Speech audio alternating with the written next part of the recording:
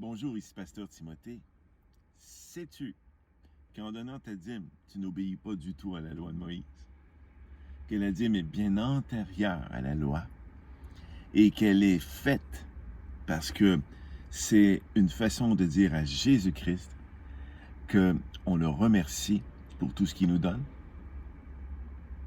C'est dur à croire, hein, lorsque c'est présenté comme ça. C'est une grande révélation pour moi ce matin. Je la partage. Parce qu'il y a beaucoup de croyants qui refusent de payer leur dîme, disant « Je n'ai pas à obéir à la loi, je suis sous la grâce. » Et on voit dans Hébreux chapitre 7, versets 1 et 2, « Ce Melchisédek, roi de Salem, prêtre du Dieu Très-Haut, est allé à la rencontre d'Abraham lorsque celui-ci revenait du combat contre les rois. Et il l'a béni. C'est à lui qu'Abraham remit la dîme de tout. » Amen.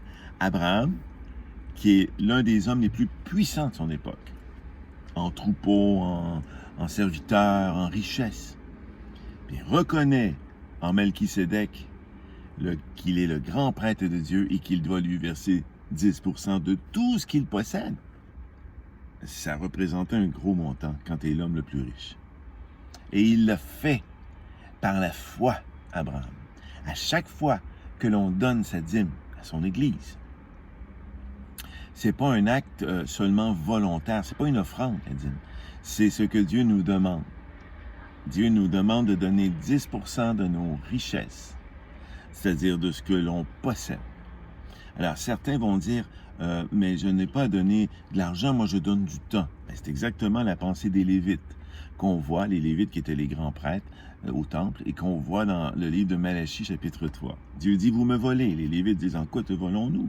Sous-entendant, on est tes grands prêtres, on travaille ici pour toi. Mais Dieu dit, vous retenez la dîme de la dîme, ce que vous devez me remettre.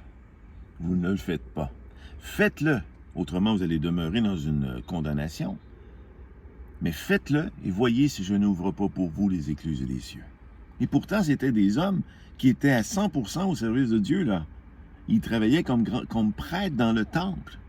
Et on voit aussi qu'Abraham va reconnaître dans Melchisédek, non seulement un roi, mais un grand prêtre de Dieu. Il va librement lui donner sa dîme à cet homme. Mais qui est Melchisédek? On voit encore dans Hébreux chapitre 7, le roi de Salem, c'est-à-dire le roi de paix. Lui qui n'a ni père, ni mère, ni généalogie, ni commencement pour ses jours, ni fin pour sa vie, mais qui est assimilé au Fils de Dieu. Wow! Donc, spirituellement, Abraham donne 10% de tout ce qu'il a au Fils de Dieu. C'est exactement ce que Hébreux chapitre 7 nous dit. Melchisédek, c'est le grand roi, mais c'est aussi le prêtre de Dieu, celui à qui on remet toutes choses, y compris une dîme, 10% de ce que l'on possède. Il faut donc cesser de voler Dieu en disant qu'on n'a pas d'argent, mais qu'en réalité, pendant tout le mois, on dépense dans de l'alcool ou dans toutes sortes d'autres choses, et on montre à Dieu que, au final, on agit comme les Lévites. On garde pour nous la part qui lui est destinée. Et sachez que lorsque vous faites cela, non seulement vous êtes sous la condamnation de Dieu, vous empêchez les bénédictions de Dieu dans votre vie, vous volez Dieu, et que le temps que vous donnez, Dieu ne le regarde plus.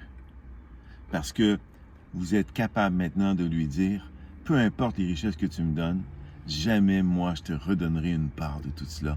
Sinon que si ça me plaît, sinon que si je sens que j'ai suffisamment d'argent. Imaginez comment Dieu reçoit cela. Il faut plutôt avoir le cœur d'Abraham. Par la foi, 400 ans avant la loi, Abraham reconnaît dans le grand prêtre Melchisédek que c'est à cet homme-là qu'on doit donner 10% de toutes nos richesses. Et c'est ainsi qu'on sera béni, qu'on respectera Dieu et qu'il cessera de dire qu'on le vole. Amen. Je vous souhaite une belle journée. Soyez bénis.